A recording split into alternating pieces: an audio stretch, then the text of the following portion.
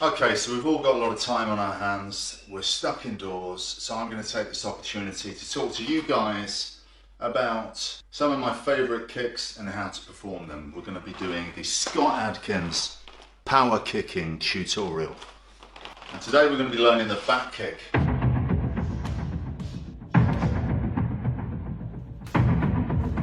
Okay, so there's two parts to your standard back kick, the way you would be taught it normally would. I'm here on my fighting stance, ready to jab, cross, whatever.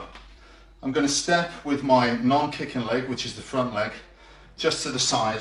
The reason I'm doing that is I'm opening up a clear line of sight from this leg straight into my opponent. It's not obstructed by my other leg.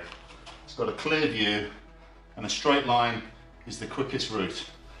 So a clear line of sight, I'm going to kick straight back with the heel straight there like that. I'm going to make sure I kick with my heel higher than my toes, and my knee, as you can see, is down. It's not up like this. You see what happens to my hip? When I lift my knee up into more of a side kick position, you can see that my hip changes position.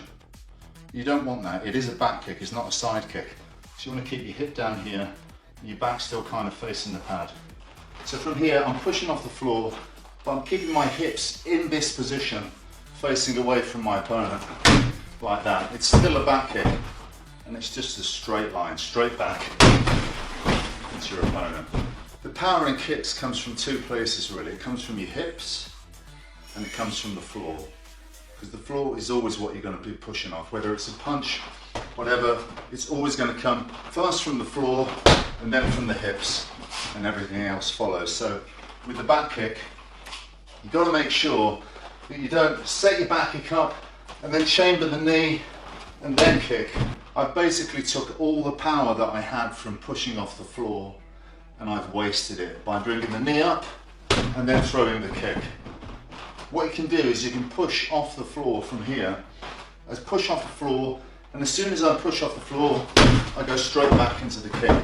And I'm using the power from the floor, which doesn't move, to propel my heel into the target as quickly as possible. So from here, step across, look over the shoulder, and as soon as I push off the floor, bang, straight into that kick. So one more time. I'm in my fighting stance, I step across, I open up this kicking leg, clear line of sight, kick straight back with the heel. That's your perfect back kick. 3 movements. 1, 2, 3.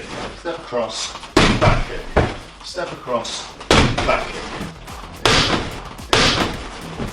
Maybe you're here like this, and they can see that you're angling your back leg to come across this way. Now that's a telltale sign that from here you're fighting and that I'm looking to throw some sort of spinning kick or the back kick. You absolutely don't want to do that. Also, another telltale sign is if I'm here and I've stepped across, now you know I'm going to throw the kick.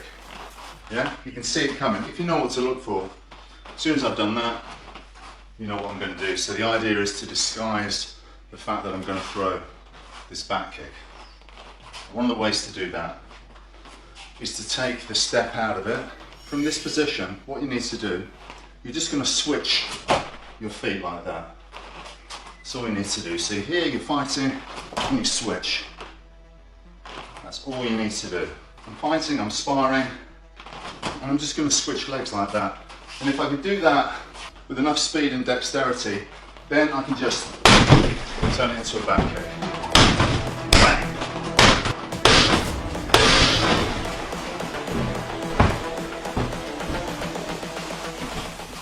Keep your hat on, Bob, you stupid idiot. So from here, I'm moving, I'm sparring, bang. That's your perfect back kick. Another thing you can do, but this would be telegraphing it, but you can kind of use it as a cheat.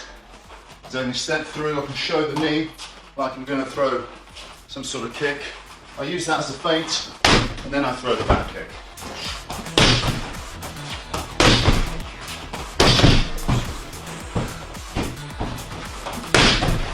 Another variation of this kick that I like to do is the side kick back kick, which a lot of people don't expect. They figure you're just going to throw one kick. So if they decide to parry that, or just stay a little bit away from it, wait for the opening. Obviously if your opponent just moves back, it's a difficult one to pull off. But if they think, oh, it's just going to be the one technique, I'll block that and I'll hit him. And you can follow it with the back kick, like so.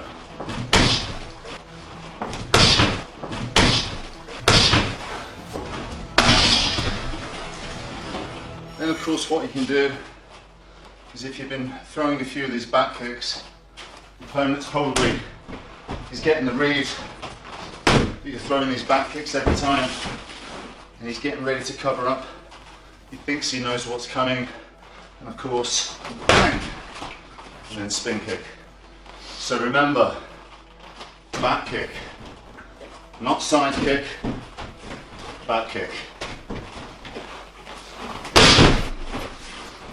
That's the most devastating kick in martial arts.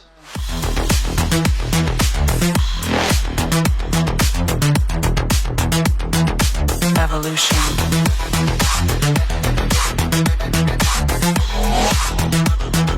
This is the future.